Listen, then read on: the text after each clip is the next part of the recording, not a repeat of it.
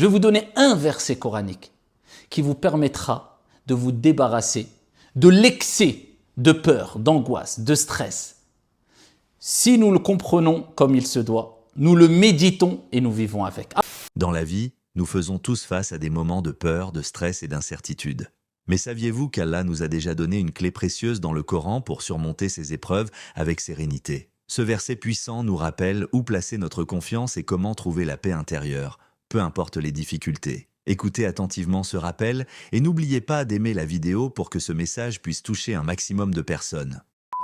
Pourquoi autant de gens rentrent dans de la peur, de l'angoisse, du stress excessif, voire dépression?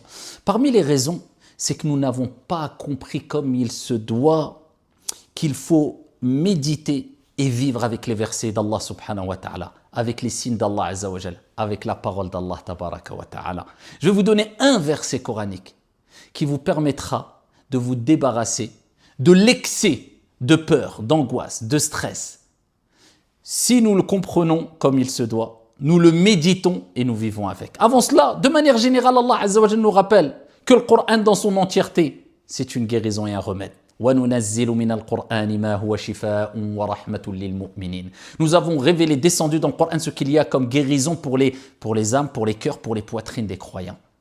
Eh bien, médite avec moi ce verset que je vais te donner. Allah Jalla wa Ala nous dit قُلْ لَنْ يُصِيبَنَا إِلَّا مَا كَتَبَ اللَّهُ لَنَا هُوَ مَوْلَانَا وَعَلَى اللَّهِ فَلْيَتَوَكَّلِ الْمُؤْمِنُونَ Allah, Allahumma ij'alna minhum.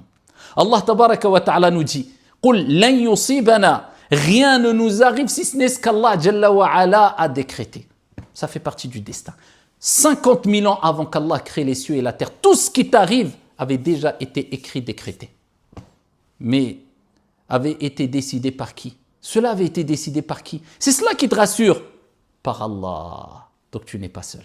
Donc tout ce qui t'arrive, dis-toi de toute manière, je n'aurais pas pu le repousser puisque cela a été décidé par Allah tabaraka wa ta'ala. Bien sûr, nous avons le libre arbitre. Nous devons œuvrer. Allah nous a donné une conscience afin de distinguer, de différencier le bien du mal.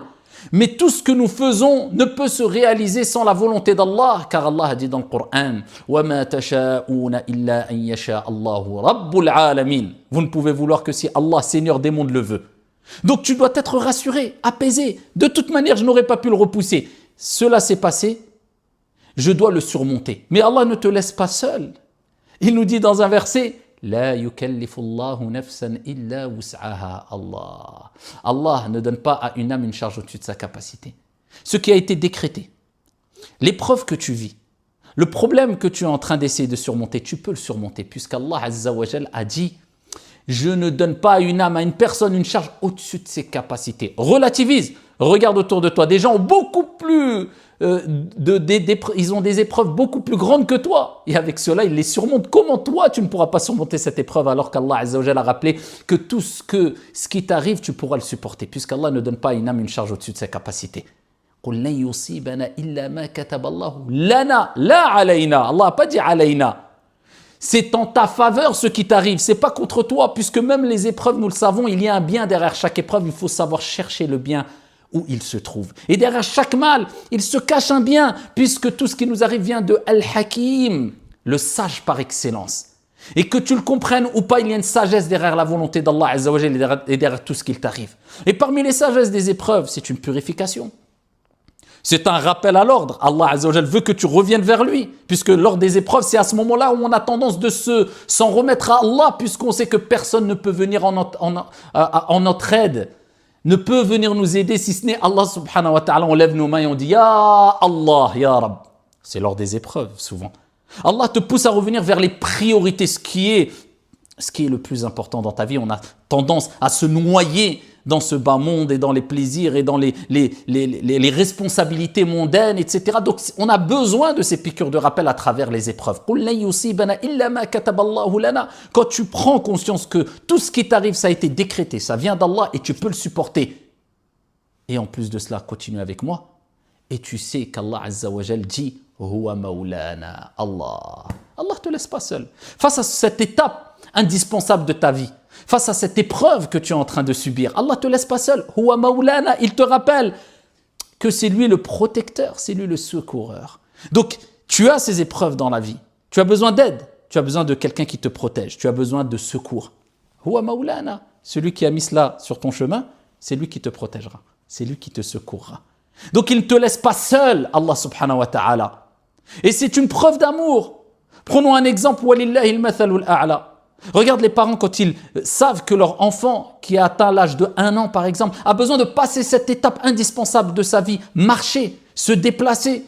Eh bien ils le laissent marcher seul, ses premiers pas, bien qu'ils savent qu'il va tomber, qu'il va peut-être trébucher, qu'il va se faire un peu mal. Mais ils savent qu'il ne va pas se casser une jambe ou ça va pas être une douleur insurmontable parce qu'ils savent. Mais ils l'aiment et donc ils savent qu'il a besoin de passer par cette étape-là. Et ils le surveillent. Et ils l'aident, et ils l'assistent, et ils viennent à son secours s'il tombe. Et ils le font avec plaisir. Bien que l'enfant a peur, bien que c'est pour son bien. Walillahi al-mathalul a'la, que dire d'Allah subhanahu wa ta'ala. Alors qu'Allah tabaraka wa ta'ala est plus clément, miséricordieux envers nous que ne l'est la mère envers son propre enfant. Subhanahu wa ta'ala. Bismillahirrahmanirrahim. Au nom d'Allah, le tout miséricordieux, le très miséricordieux. Celui qui a rappelé que, comme le prophète alayhi salatu wa salam l'a dit, sa miséricorde a dépassé sa colère. Donc Allah ne te veut pas ton mal. Allah tabaraka wa ta'ala te met des signes, te met des tests sur ton chemin. Tu peux les supporter. Et pour les supporter, il faut comprendre tout ce que je suis en train de dire et ce verset coranique afin que tu surmontes cela avec apaisement, avec un cœur tranquille. Bien que tu auras ces sentiments de peur, de stress, c'est humain, mais avec une limite. Ça ne va pas dépasser les limites puisque tu comprends que Huwa Maulana, Allah c'est ton protecteur. Allah c'est celui qui va te secourir. Et ça ne s'arrête pas là. Wa 'ala Allahi falyatawakkalil mu'minun. Mais il faut t'en remettre à Allah subhanahu wa ta'ala. Allah azza wa jalla dit et c'est en Allah que s'en remettent, que placent leur confiance les croyants. Il faut comprendre at-tawakkul, que l'importance du tawakkul, de s'en remettre à Allah azza wa jalla. Tu sais que si je m'en remets à Allah, Allah m'apportera son secours, son soutien. Allah m'apportera meilleur. Et c'est pour cela qu'on voit des gens qui ont une déficience dans le tawakkul. Ils ne délaissent pas une voie haram parce qu'ils ont peur de perdre quelque chose de ce bas monde. Ils ont oublié que s'ils délaissaient cela pour Allah, Allah remplacerait cette chose-là par meilleur.